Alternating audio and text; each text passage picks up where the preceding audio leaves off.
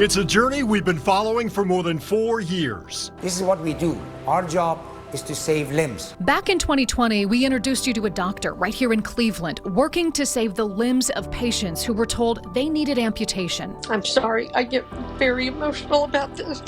It was just a blessing that I found Dr. Shishamore. 3 years later, in the spring of 2023, university hospitals revealed a clinical trial of Dr. Mehdi Shishabor's work called LimFlow found a 76% success rate. This alternative is something that we've all been looking for. By that fall, LimFlow was FDA approved, saving limbs and potentially lives. Patients that lose their limb are at the risk of death. 50% of them are dying within 2 years. Now, another big step forward as we continue to follow through on the mission of this Cleveland pioneer in the medical field. Wow, so yeah, we've watched as his work grew and changed the lives of more and more patients these past 4 years. And now this Northeast Ohio doctor is poised to save so many more limbs. University hospitals announcing plans to offer groundbreaking care on a much larger scale. Iron work is tough work, and Leroy Williams did it for years. And when you walk away, now there's a building where there wasn't one before. And when you walk away, you probably turn around and go, yeah, we did that. We did that. That's it. But peripheral artery disease took him off the job. We first met Leroy last year. Suffering from diabetes and high blood pressure, Leroy underwent a right leg amputation.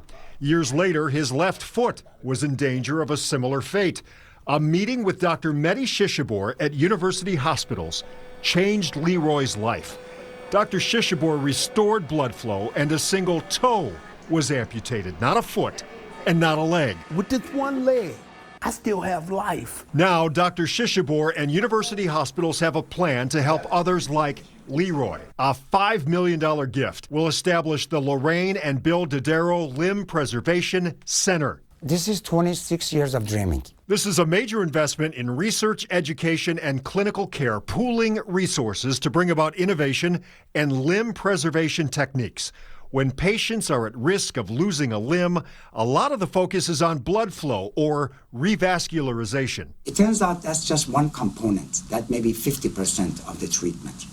The other 50% or 60%, if you ask me, is the collective care of these patients. Collaborating with leading experts to focus on things like exercise, diet, overall health, to bring about better overall results, possibly avoiding amputation. As Dr. Shishabor told me, a person's commitment to living is significantly reduced by losing a limb.